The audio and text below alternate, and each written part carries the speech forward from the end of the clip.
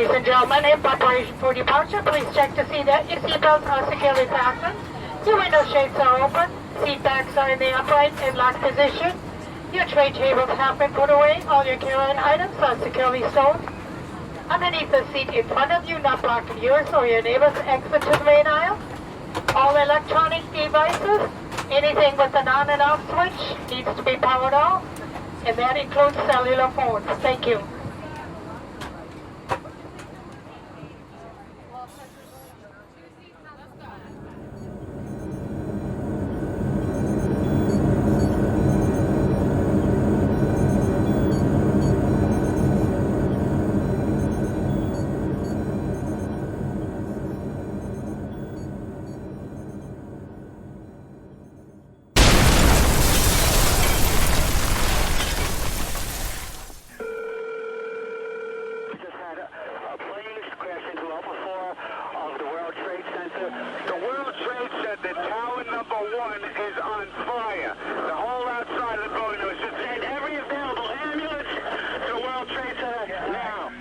I'm on the 106th floor of the World Trade Center. We just heard an explosion. The 106th floor?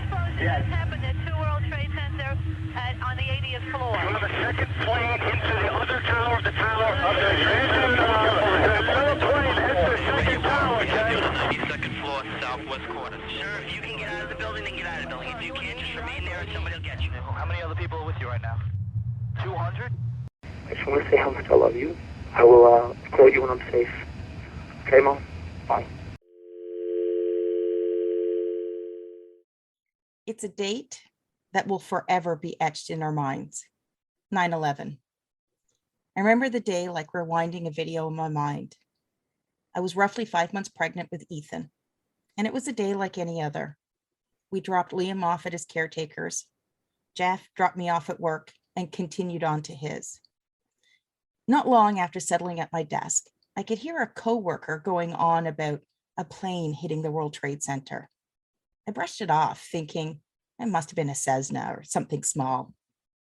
But the commotion grew. So I wandered out of my office to find everyone sitting quietly around a radio. You could hear a pin drop when we heard that a second plane had hit. I remember thinking, what is going on in the world? And as scary as it was, I wasn't there. My story is told from miles away. What about the people that were there, watching this unfold right in front of them?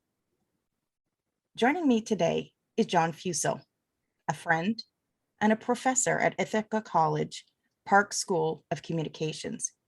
And he's here to share his story of being in New York City on that fateful day, 9/11. Hi, John. Hey, Lucy, how are you? I'm good. Thank you for joining me today. Thanks for having me. It's not often I get to talk about it, so I appreciate the opportunity, that's for sure.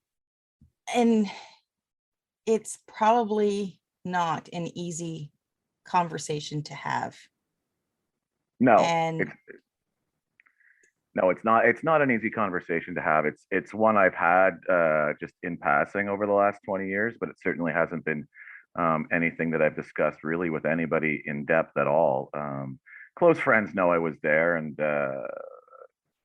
relatively close. I think you said, what was it like for those people that were there, and you were miles away. I was, I think, 1.6 miles from ground zero, so I was living on 21st Street at Park Avenue. So if anybody knows Manhattan, you've got Lower Manhattan, the financial district, and then you go up through Soho and Chelsea area, and then into sort of the Union Square area of town around NYU. So that's where I was.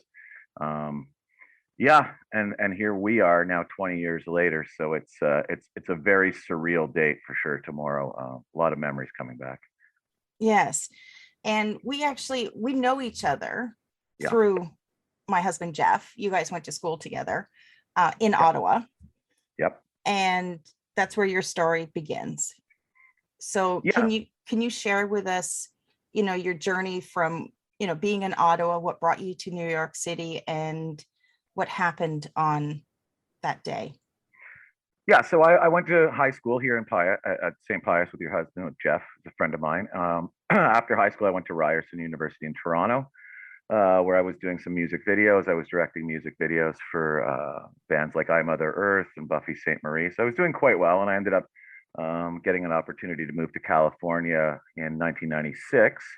So I lived in Los Angeles for about 5 years, but I knew it wasn't going to be my home. If anybody's ever been to Los Angeles or California, California is a larger population than Canada combined. So I was always looking to sort of get to New York, and I applied to graduate school at the New School, which is probably the best graduate program for media studies in the country, if not the world. So somehow, I think because they thought I spoke fluent French or something, but they accepted me to the program, and I moved there in August of 2000, and was living sort of my dream. I was living on 33rd Street at 3rd Avenue with a bunch of Americans and international graduate students, basically having the time of my life. And then in the summer of 2001, after the first year was over, we were in new graduate housing at 21st and Park. So if you know the Flatiron Building, everybody seems to have that famous poster of the triangular Flatiron Building from New York. It's a very famous building. So I was living essentially right behind there. I was a graduate student entering my second year, just loving life, taking pictures, working on a film that I had started up actually in Toronto, and working at the dean's office 20 hours a week. It was just literally a dream come true. Every day walking to my office with a coffee in my hand, getting pizza slices, living in the cosmopolitan city of Manhattan. I could not have been happier. And then that day happened. So. Excuse me. I'll tell you a funny little story though. September 10th, 2001, I had a film that I was working on for several years called Road Hockey, and I was casting people in the film, and we had Sandra Oh signed to the film, who was a friend of mine. We had Lisa Loeb, who was going to be in the film.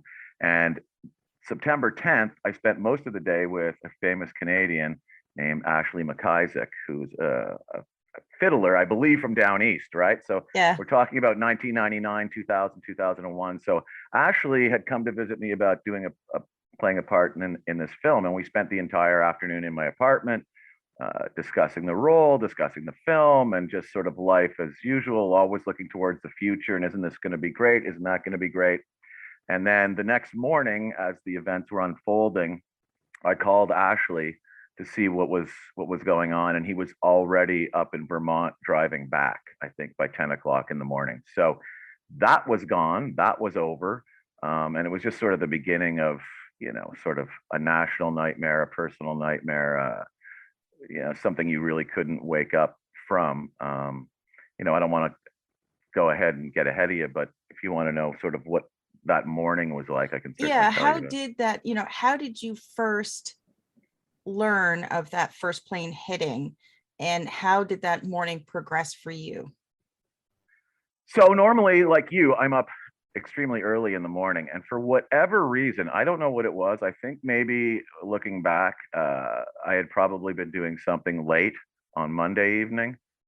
if I know my former self pretty well, I was probably out having some fun with a lot of people. It was the start of the new semester at school, and having done a year on in the program, I was sort of well known, knew everybody. I was a senior in the graduate program, and working, like I said, in the dean's office. So I was really focused on school, focused on my film, focused on life. And I think so I got up, I took a shower. I was in the shower. When I came out of the shower around 8:30, 8:40 in the morning, my mother had called 2 or 3 times. And back in those days, you had an answering machine and the light would blink right on it. You knew you had a message. And I came out of the shower, and I was frantically trying to get ready to go to work at 9.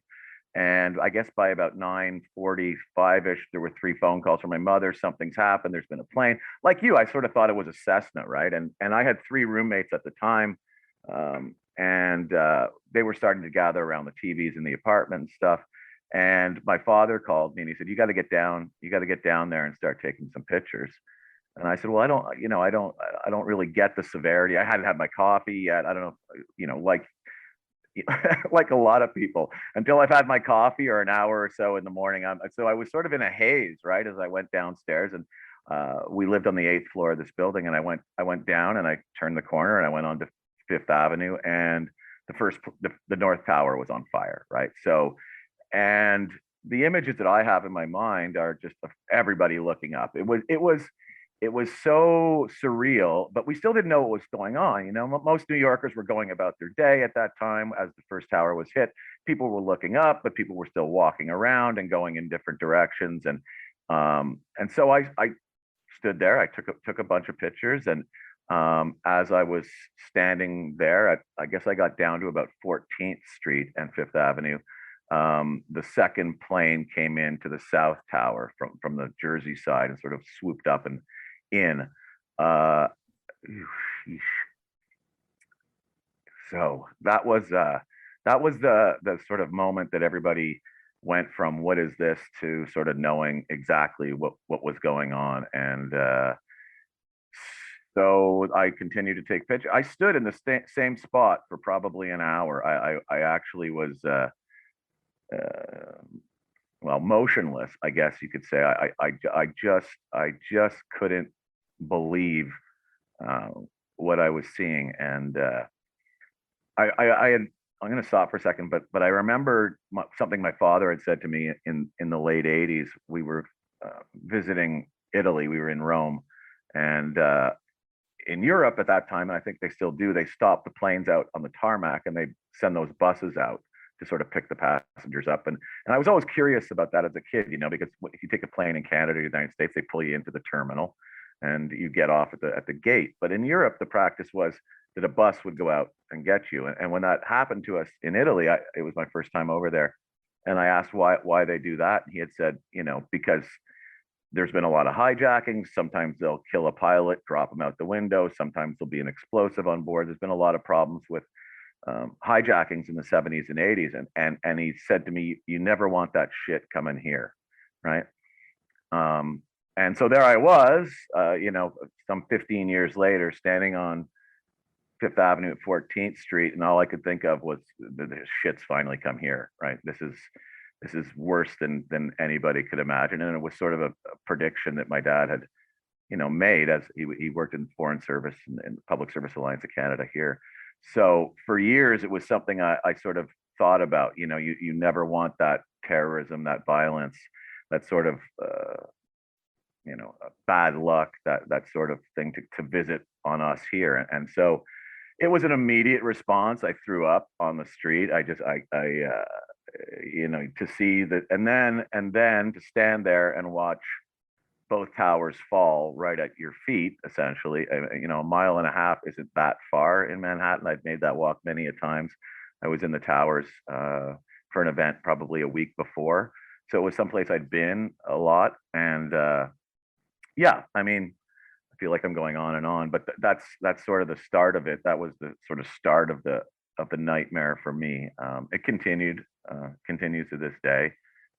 It continued for days and weeks afterwards. We had to put garbage bags over the windows of our apartment because so much dust was coming in for the next few weeks that you couldn't breathe. And then years later, you come to discover that it wasn't all just dust, but that it was, you know, human skin and building fragments and chemicals and you know, all those sorts of things.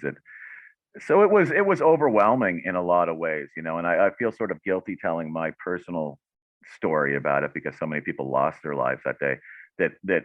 What I experienced, I suppose, pales by comparison. But you know, it's my reality as well. I just came back from Florida where I was filming a commercial with a veteran friend of mine who had both legs and an arm blown off in Afghanistan, and he was 10 when the towers fell, and I was 30. And here we are, you know, good friends 20 years later because of an event that affected us completely differently. You know, he sacrificed his body, and so it affects people to this day in you know, a myriad of ways, I suppose. And I would imagine that you couldn't even begin to process. I couldn't. And again, I was watching it on TV from the safety of my home.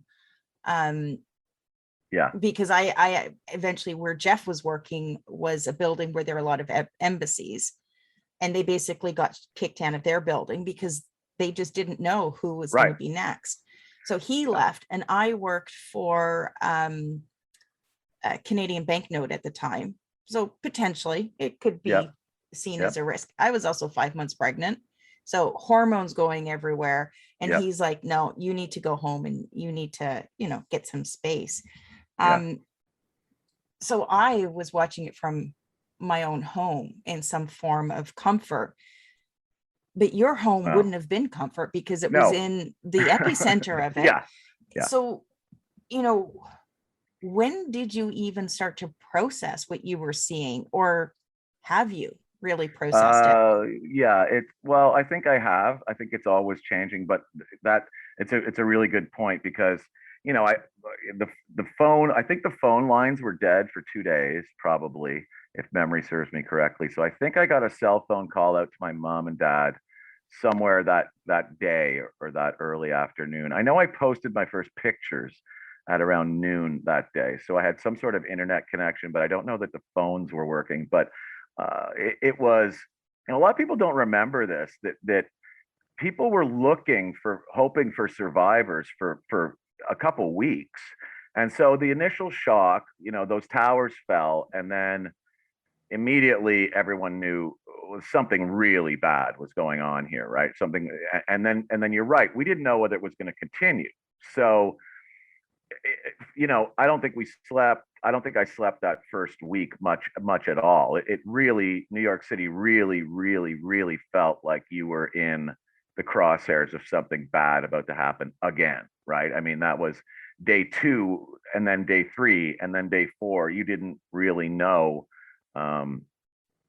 where or when something was going to happen again. I had a party at my apartment on the I guess it would be the 14th, on Friday night, and it was just pre-scheduled. I had friends that were going to come over, and everybody came over, but it seemed like we were in a, you know, first of all, nobody wanted to have a party, but we just wanted to be together and we wanted to talk about it. So it was like sort of a cathartic event where about 20 people stood around and just sort of tried to process what was going on, you know? And so it really felt like as if we had all sort of run back into a bunker or something, and we're trying to figure out, is my mom here? Is your mom okay? I remember my friend saying, you know, my dad did all the electrical work as a contractor at the World Trade Center.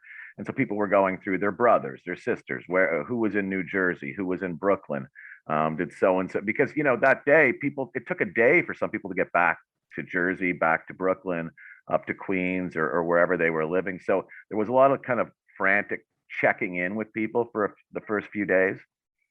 And then when it turned to about a week, it got really somber, right? There were pictures of missing loved ones all over the streets. There was debris everywhere. There was things flying through the air. It was just, you could not escape it. And I just was so sad, you know, for everybody, all those New Yorkers that we all love, right? When we visit New York City and there's 1,000 people on every corner going every direction, they were just sad, right? Everybody's expression was absolutely blank, you know, and everybody had their head on a swivel. I think probably for a few months, probably till Christmas or the New Year, you know, we were just, you could sit on the subway a couple weeks after 9/11 and there wasn't a peep out of anybody. It was like people were just angry, somber, sad, and for a city like that, it's not normal for a city that size. So to see that many people depressed was, you know, something I really won't forget it. It changed that feeling for me. And I at my office, I'll just say this, my office, I had to quit about a month later because my office had a window and the window looked right at the World Trade Centers. So when I went back to work, my school was a triage center for about 3 weeks. And when I went back to the office, I sat down at my desk and I looked out the window and the towers weren't there. But the negative image, that sort of like post flash of a flash bulb, every time I blinked, I could see the towers, right? They had been there for a year and a half while I sat there. And to see them not there was just so unnerving that I couldn't, I just couldn't do it. I ended up leaving my position, and a few years later, it just kept getting not better, right? So I'm sure the collective somber energy was weighing down on everyone. oh And I'm I'm gonna guess that essentially the all of New York was in some form of PTSD.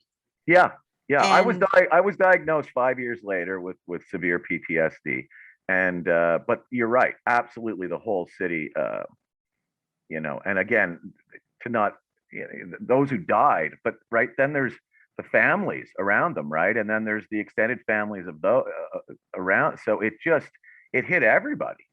There was just no way to get around it, and the city was changed forever, right? I mean, that what they call the pile, it smoldered for weeks, if not months, right? And to have that is as sort of the remnants of a day it was just overwhelming, really. and I'm sure, although those people were sitting on the subways, silent and looking sad, I'm sure that any loud noise, Yeah. if the lights flickered, anything like Yep. that, Yep. everyone would be reliving, The following constantly on alert. the following summer, a lot of people don't remember, but the following summer there was a huge blackout, power outage on the East Coast. Oh, Uh, that's and right. and I came up the tunnel. I came up the subway at 14th Street and 8th Avenue, or somewhere down there. And the transformer blew on the Lower East Side, and you could hear this boom and this explosion and a huge puff of smoke. I mean, huge, not a puff of smoke, but massive. And people went ape shit. It was a full blown panic. People were running up the subway stairs, down the subway stairs, in every direction. And it was a 3-day blackout. But for those first 3 or 4 hours that day, nobody knew again what was going on. And so, yeah, talking about having your head on a swivel and PTSD and I mean, to this day, I leave about 12 feet from the car. If I'm driving a car and I come to a stoplight, I always leave about 12 or 15 feet. My wife will say, you can pull up a little closer. And I will say, well, if the shit goes down again, like I got to get out of here. Like I got to do some South African diplomatic driving or something to get out of here, right? Same thing at church, right? I just don't want to be caught off guard again. I'm really, and I think a lot of us that were there are really sensitive to that sort of being caught off guard angle to it.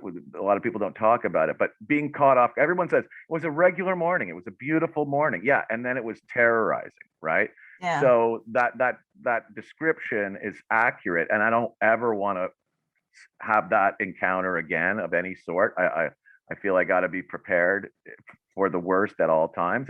And that wasn't the case prior, No, and basically being stuck in that constant fight or flight energy, it wears away. I mean, I have a lot of guilt over it too. I tried to I tried to do what I could. I went to the Army Recruiting Center in Brooklyn. I went to one in Queens. I went to one in Manhattan, and I was a 30-year-old Canadian on a visa, right? And it was like, you're not, I couldn't sign up. I couldn't get myself to help in any way. And I knew that it was bad. It was going to be really, really bad. And the helplessness was something that, I ended up moving to Brooklyn because I couldn't be in the city anymore. I felt a threat to my personal safety, and I felt sort of, I needed to at least survive, some sort of responsibility to survive, but also to figure out a way to contribute something, I guess. I'd interviewed several weeks ago. I released an episode called Out of Ashes, and I interviewed, and forgive me, her name escapes me right now. She was working, I think she was working in the hotel that was either right beside or right the at Hilton. The Hilton. Yeah, the black Hilton. It's still there. She was working that day. Yep. And she sort of tells her story. Somehow she lost her shoes, or Yeah, something like that. And she sure. said, and I had to walk across the bridge to try and get home. Yeah, And she said, I had no shoes. yeah. So for her, she always carries a second pair of shoes with her. It's incredible. I mean, it's funny you mentioned that hotel. So last year, my daughter and I went to the city. I was doing something. I can't remember what I was working on, some project or something. So I brought her, and we stayed at the Hilton deliberately because I wanted to be down at the Freedom Tower and to see Ground Zero. I had been back once in 2014, but and we stayed on the 36th floor, facing the Freedom Tower, facing Ground Zero, and my daughter was standing up in the window looking down, and she was like, "What's that big waterfall? What's the big?" Jeez, sorry. Yeah. How do you explain it to an 8-year-old girl, right? How do you explain why your dad can't go near the window, right? How do you explain how do you explain that your dad has no words to be able to tell you what that is, right? But I needed to be there. I needed to just sort of see it and to sort of and then of course I get it, and then I go into the other mode, right? I go into the media guy mode, the media professor, and I start Googling and YouTubing videos that day, and I actually found a video that someone shot that day from the exact same room I was in, right? So you can see it happening real time from the Hilton. And I still will find myself going back and looking. If I see video, I genuinely can't stop watching. I'll try to, because it's just such an overwhelming reaction. It hits I can smell those days. I can taste the tin of the dust in my mouth still. I could hear those sirens. I hear that sound of the second plane going into the South Tower a lot. So it is completely visceral, for me. It must sting knowing that 9/11 was then the beginning of what they called the war on terror. Mm-hmm. And here we are 20 years later, and we're still dealing with the same fucking problem. Yeah. And it's like, I mean, for me, I'm looking, and again, it's easy for me to comment on this, but I wasn't there. But you got to wonder, like, what the hell have we done over the last 20 years? Yeah. Here we are, and I hate to say it, but it kind of feels like they've won now. Yeah. Like I said, just last week I was in Florida shooting something with a vet and who served, and a lot, as he describes it before, he describes his life before he got blew up, right? So for him, 9/11 he was in Florida. He was 10 years old. It was an event, right? It was something, he was a military family. Both his older brothers served. So it wasn't a catalyst for his service, right? That was something that was going to happen independent of 9/11 or not. He was going to go into the Marines, joined when he was 17, got blown up at 21, and now spends his life in 3 or 4 different motorized wheelchairs all day, right? And his strength is unbelievable. His resolve is incredible. But given what's gone on in the last couple of weeks, and no one questions, I don't think, leaving, or I think the way we got out was bad, and I felt really bad. It was a tough couple of weeks in the U.S. If you're pro-military, or if you're pro-America, I suppose it's hard to take. It's really hard to take because of the number of people we lost that day. But then in addition, the number of people that were called to service over the past 20 years, and then to end up with somebody in a cabinet of the Taliban in Kabul in Afghanistan who has a $10 million bounty on their head because they're considered a global terrorist. I mean, it's something right out of a bad movie script, right? It's like a Nick Cage movie, right? We've got a really, really horrible idea for you, and he goes, "I'll do it," right? And they've actually, last I read, because as naive as some people may think this process is I actually avoid watching the news. Very rarely do I watch the news. I may read, headlines, that may come up on, Apple News or whatever, but I purposely try and disengage Yeah. from the news, because it is, there's so much weighing. There's, obviously the news is always showing us the worst case scenario, and it's just sort of repeating everything. Yeah. Yeah. Yeah. And 20 years ago, it really wasn't necessarily that way. I mean, we're talking pre-YouTube, right? I mean, the pictures I took that day were on a Kodak 2 megapixel digital camera, right? That's it. And so it's not like we all had cell phones. They said if something like that happened today, all the footage would have been with people holding their cameras in the air. But back then, nobody had any. There was no phone cameras, right? So a lot of people talk about it in media circles as sort of like the last unmediated event, right? That there was some actual truth to the event, because you didn't have 7,000 different angles to it, right? You had, as the day, you had a helicopter angle, you had some footage on the street, but you had some pretty true news reporting of the event itself, right? If something like that happens today, you're going to have 9,000. So we may have trouble figuring out the truth. And I think the media over the last 20 years has really not been beneficial to the truth, right? I think there's a lot of spin and a lot of propaganda on all sides. But back then, it was what it was, and there was no escaping it, right? So I don't even know if there was a question or what we were talking about. Sort of wandered off. That's there. okay. We were kind of wondering there, because we were sort of touching on the war on terror and how we're still in this situation. And last I caught, the Taliban had actually formed a government. Yeah, that's what's going on. They formed a government. They walked down the steps of whatever palace they're using in Kabul, and they have a government, and or whatever they call that. But again, I believe close to a half dozen are on the international terror watch list.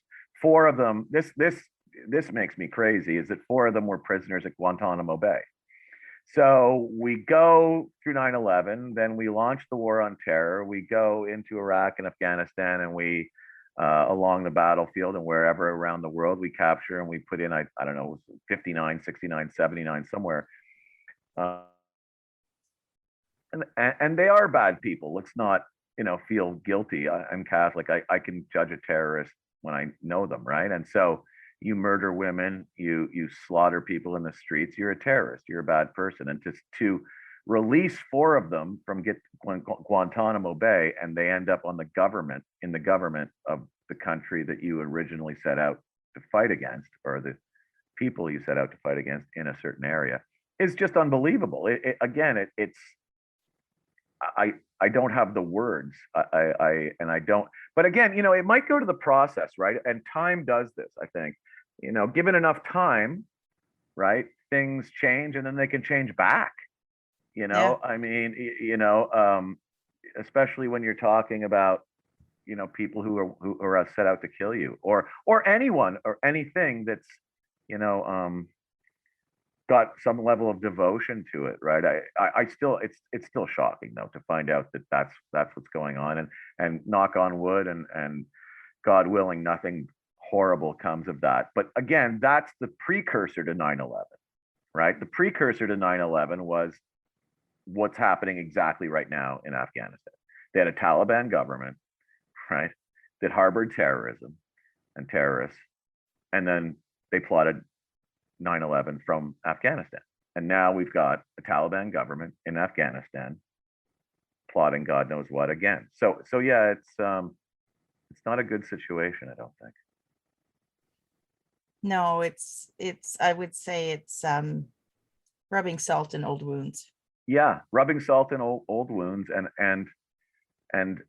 that's a perfect way to put it, actually. We'll leave it there. Yeah. Yeah, 20 years later, as far as we've come, have we really? Yeah, well, I don't know that, and that's a great question, and I think in a lot of ways we have, but I think just I think about those military families, and I've done a lot of work with the military over the years in my projects, and those scars are deep, right? Those experiences are real. What we asked our men and women to do for the last 20 years was you know, absolutely incredible, right? To go halfway around the world and to, you know, assist with, you know, people's lives and getting better and sort of eradicating hate and terrorism and violence is a lofty goal. But then to just sort of look back at 20 years later and say, was it worth it? And I think it was. I hope it was, and you know, hopefully history will provide a little clarity on that for sure. John, I know this has been an incredibly challenging conversation, and I really appreciate you sharing it. Before we wrap up, yeah, I want to let anybody know that's listening, regardless of when you're listening. I honestly want people to know that I'm sending my love and my highest vibrational energy. And I ask that on 9/11 and every day, you think of somebody that you close your eyes and you think of somebody that you love and you hold that love in your heart and you hold peace in your heart. And you go out into the world holding that love. Because I think at times like this, we need to lean on each other and we need to share our stories and to show love for our fellow human beings.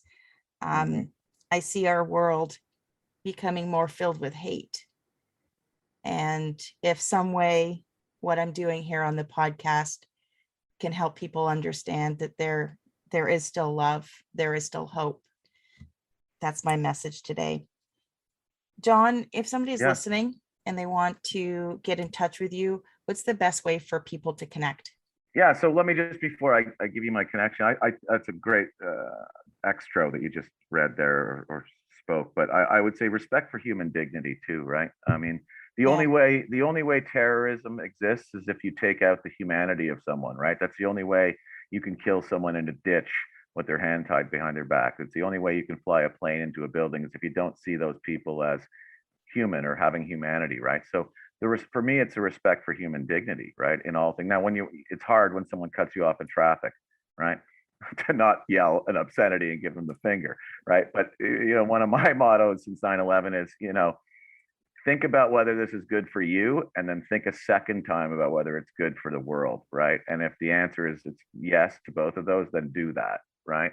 But if it's not, right, it may be good for me to give somebody the middle finger when they cut me off, but it doesn't help anybody else, right? So that's sort of my goal on peace on earth. But if they want to get in touch with me, I'm on Instagram. It's John A. Fucile, Fucile. I have a website, John A. Fucile. It's not much on it right now. It's just sort of my bio, but you can get in touch with me there. At Ithaca College at the Park School, so you can always reach out and find me there. I'm on Facebook as well. Yeah, and I'd love to. I'll shoot you a couple of pictures I took that day, and maybe you can put them up as well. Yeah, I'm going to try and assemble with my limited video editing skills, which is really nerve-wracking because that's your profession. So well, tomorrow I'm going to put up every year I put up 4 or 5 pictures. And every year I get a phone call from my roommate, Paul Masella, who was my roommate on that day. So I will be speaking with him at about 9 in the morning. I'll be putting up some pictures around 9:30 and we'll go from there. It's going to be a tough one though. This is you know, it's going to be a hard one. Yeah. If you're listening and you're looking at getting in touch with John, please make sure you check out the show notes. I'm going to have all of his links in there. And John, thank you so much for joining me and sharing your story today. Thank you. It's been great. I appreciate the time. Ride.